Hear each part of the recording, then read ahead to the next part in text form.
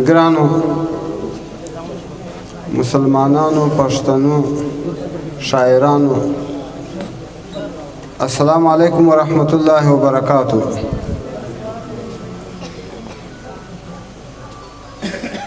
یو دو بیته شعر ده ویتا لما شایست مندک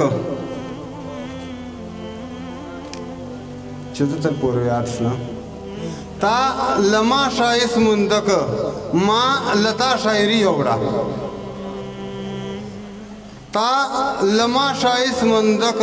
ما لتا شاعری وګړه احسانونه سره یوسلو دا شګړې په بدل سره تا لما شایست مندک ما لتا شاعری وړه احسانونه سره یوسلو دا شګړې په بدل سله او تا که خلکو ته سبق کړم ما لتا نه سبق واخیست تا که خلکو ته سبق کړم ما لتا نه سبق واخیست که حساب کې انو شکرې خو د ګړې په بدل سله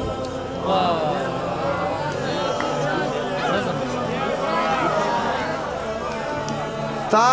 لما شاعری وړه مهرباني تا لما شاعری وړه تا لما شایست مندک ما لتا شاعری وړه احسانونه سره یوسلو دا شګړې په بدل سله تا که خلکو ته سبق کړم ما لتا نه سبق واخیست که حساب کې انو شکرې خو د ګړې په بدل سله نه منتخب کړي مې دي پردو ملار نیولې و د خپلو په جامو کې صدر صاحب وی پردو ملار نیولې و د خپلو په جامو کې از غیو غلا راوړې و د ګلو په جامو کې ظاهر صاحب پردو ملار نیولې و د خپلو په جامو کې از غیو غلا راوړې و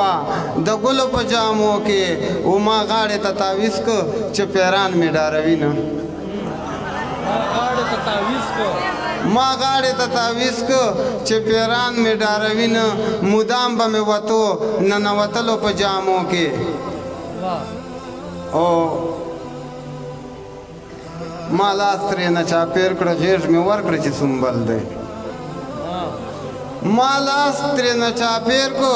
غېږ مې ورکړه چې سنبل دی بېګاړی وخوت پورته راختلو په جامو کې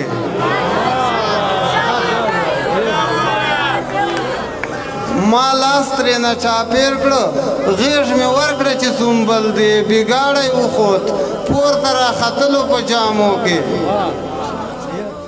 او غاماز له ویرې چینګه خولګۍ پاته ومړ و غاماز له ویرې چینګه خولګۍ پاته ومړ و ما هسې په ظاهر زمدای لیدلو په جامو کې او چې شاباس به یې ماته د فریب په ژبه وکړل چې شاباس په یې ماته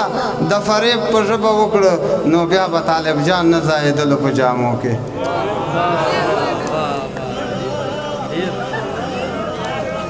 چې شاباس به یې ماته د فریب په ژبه وکړه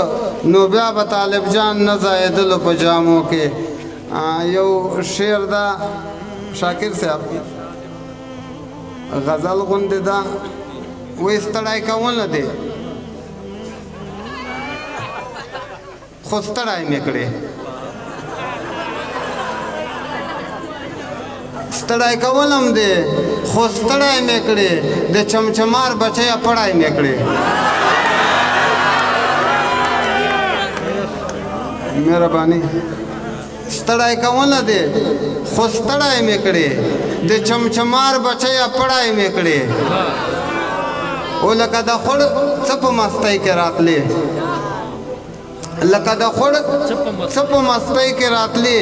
کڅو کې پاتې ګنګه خړای مې کړې لکه د خوړ څه په مستۍ کې راتلې کڅو کې پاتې ګنګه خړای مې کړې او تا ویل چې کانه بس بیډه بس تا ویل چې کانه بس بیډه بس د خدای په فضل باندې کړای مې کړې بس بیډه تا ویل چې کانه بس بیډه بس د خدای په فضل باندې کړای مې کړې او څومره مغرور په ورېځو پاس راتللې ها څومره مغرور په ورېځو پاس راتللې شین سترګې ازاد مځکې زړای مې کړې مهرباني څومره مغرور په ورېځو پاس راتللې شین سترګې ازاد مځکې زړای مې کړې او اخري شعر دا وایي څومره مضبوط لکه ټوچین وې غښتی خو د سپڼسي غوندې ومړای مې کړې څومره مضبوط لکه ټوچین وې غښتی خو د سپڼسي غوندې ومړای مې کړې مهرباني